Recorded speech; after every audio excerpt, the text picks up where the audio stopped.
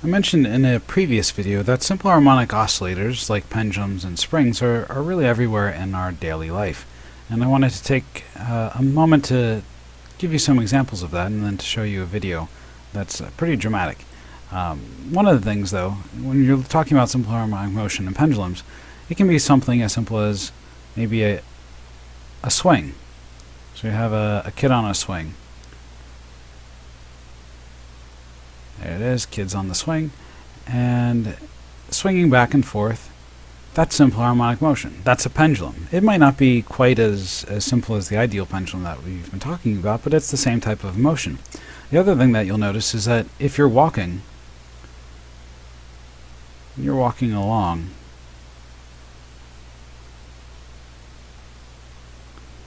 your arms will tend to be swinging slightly. And everybody has different amounts of swings to their arms, but they'll swing back and forth, and they'll swing actually much like a pendulum would swing. One thing that hopefully you've picked up on is that if you then break into a jog, or better yet, in this case it looks like we've got a person running. So we've got a person running here. One of the things that happens is the arms become much more bent. So what we're doing here is, because the rate at which your feet are hitting the ground is increasing, so basically the frequency of your stride is increasing, that means that the frequency at which your arms need to oscillate back and forth is also increasing. So we need a decrease in the period. And the period equation is 2 pi square root of L over G. We can't really do anything to affect this. That's kind of off limits. But if we need this period to go down, what we can do is we can take the L and we can decrease that. And that's exactly what you see when people are running. One of the things that you want to try to do is make sure that your arms are at a frequency that matches, or have a sort of a pendulum frequency that matches the frequency at which you need them to oscillate back and forth. So if you're taking a step every second, that actually translates to a period for a swing of 2 seconds, because your arm needs to come forward and then needs to go back. So it'll do that every set of steps. So that's a 2-second period. If you go and you start running, maybe that drops to half of a second. That's going to precipitate, I would think, a change in the length. You could run with your arms straight out, but it's kind of awkward, and it doesn't feel very natural. It feels like you really have to work to swing your arms if your arms are straight out and you're trying to run. But if you pull your arms in, it becomes much easier. A part of that is the reduction of the moment of inertia, but part of it is that's just the frequency at which you're trying to move them. So the sort of the natural frequency of your arms, you're changing the natural frequency of your arms to match the frequency at which you need them to move. This actually corresponds pretty closely with a major idea with simple harmonic motion and vibrations in general called resonance. And resonance, it occurs when a driving frequency matches the natural frequency. And I'll give you an example of that. If we look once again at a kid on a swing, and I'm going to make a simpler drawing of that. So here's the kid on the swing, and they can go between maybe these points. Okay? A person standing behind the kid on the swing is going to periodically give pushes to the kid on the swing. And where the person's going to do the pushing is probably all the way back here. So the kid swings back up to this point, and right when the person has paused there, the kid on the swing has paused there, the person applies a force in this direction.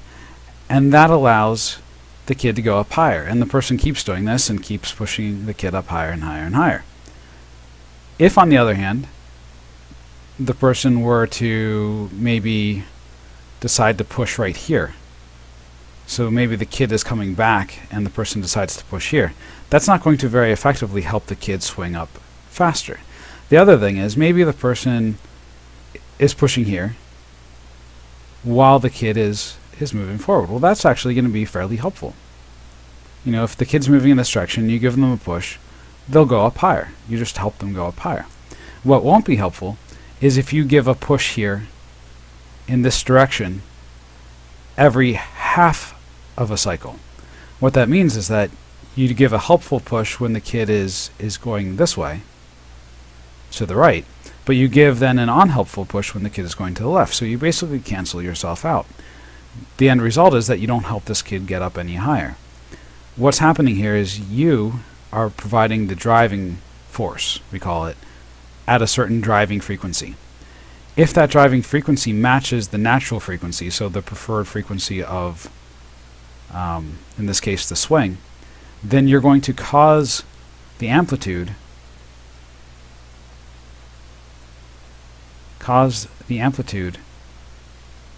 to increase. If you apply your driving force at any other frequency other than the natural frequency, you might cause an amplitude increase, but it won't be as much, or you won't cause any amplitude increase. Sometimes if you apply the driving frequency or your driving force at the wrong frequency, you can just create this chaotic jumble of little vibrations in here. So if you were to just rapidly push on the kid on the swing just over and over again at a really, really high speed, the kid's really not going to go anywhere. So you want to try to match as closely as possible. If you're trying to get a high amplitude, you want to match your frequency at which you're applying the force to the natural frequency of the system.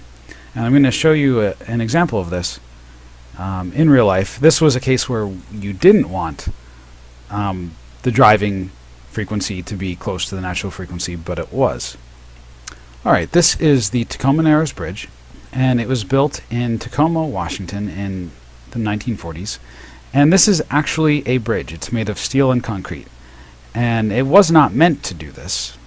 It actually had, for about 4 months, been sort of vibrating up and down a little bit.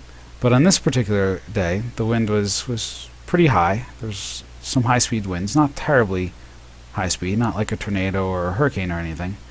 But it was high enough that it ended up causing this oscillation, this oscillating type of emotion. And you can see the swaying. It's pretty dramatic. Here's a better view of it. I'm skipping ahead in the video so that you can see some of the more dramatic footage. This to me is insane, what we're seeing here. And then eventually it did collapse. Parts of the bridge just eventually fell apart because we were twisting it too much. Now the question is, how did it get to this point? And that's really one of the keys for understanding the importance of resonance frequency. So here's the basic idea with what happened at Tacoma Narrows. They built this suspension bridge, and it was pretty light. It was one of the first major suspension bridges that was built, and it only lasted for 4 months, but it taught physicists and engineers a lot about how to build structures, particularly things like suspension bridges. What ended up happening was it was a windy day, as you could see from the footage, and you can just YouTube search Tacoma Narrows Bridge, Galloping Gertie. Galloping Gertie. I think it's like that. That's the nickname for it. And so there was this high-speed wind, not ridiculously high speed, but pretty fast. And a lot of times what you'll read from people who don't quite know what they're talking about is that the high-speed wind just kept pushing it at the resonance frequency, sort of like the person pushing the kid on the swing.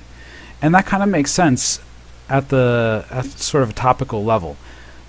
The part that doesn't make sense, and that didn't make sense to me when I was first told that explanation, was that how likely is it for the wind over the course of an hour or two to push, to have gusts that are happening at a certain frequency over and over and over again, to build up the amplitude of this gigantic bridge made of steel and concrete to the point where it breaks. And it didn't seem very likely to me. So I did some more research, and it turns out that after this, there was a lot of study into vortexes, particularly with regards to structures like suspension bridges. And what they really found was that initially the wind did push the bridge off to the side, a little bit. And I exaggerated how much it would have pushed it off the side, but it pushed it a little off kilter. It twisted it the slightest bit, just a little bit. And what that caused to happen was normally there would be vortexes being created maybe here and maybe here, kind of in the middle of the bridge.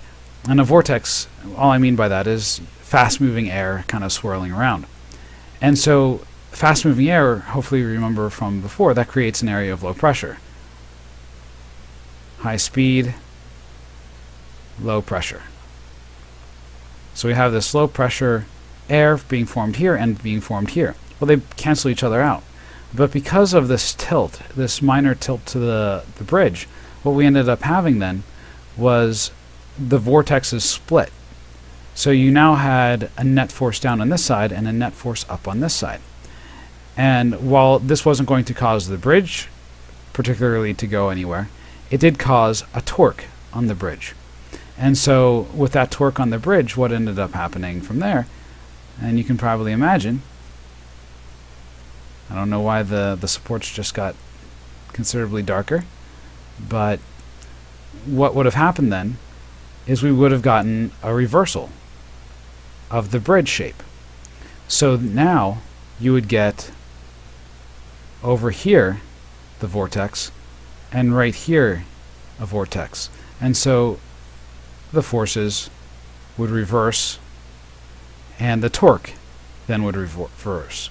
And what happened was the length of this bridge and the tension on the cables and everything conspired together such that the vortexes oscillated at the same natural rate as the bridge. And as a result, we got this twisting of the bridge going on. And because it was happening at the resonant frequency of the structure of the bridge, it was able to break the bridge. So this is a real-life example of resonance frequencies. This was a case where you didn't want to hit the resonance frequency. But another reason why I like this so much is that it draws in things like Bernoulli's principle. We have to understand air drag and Bernoulli's principle in order to fully understand this. And we also have to understand things like torque. So this is really a complex system. There's a lot of physics involved in this. And it's easy to understand why when this technology was new, the technology of suspension bridges, they missed this. They didn't quite understand that this could have happened. Nowadays, this never happens. But initially, this was pretty groundbreaking.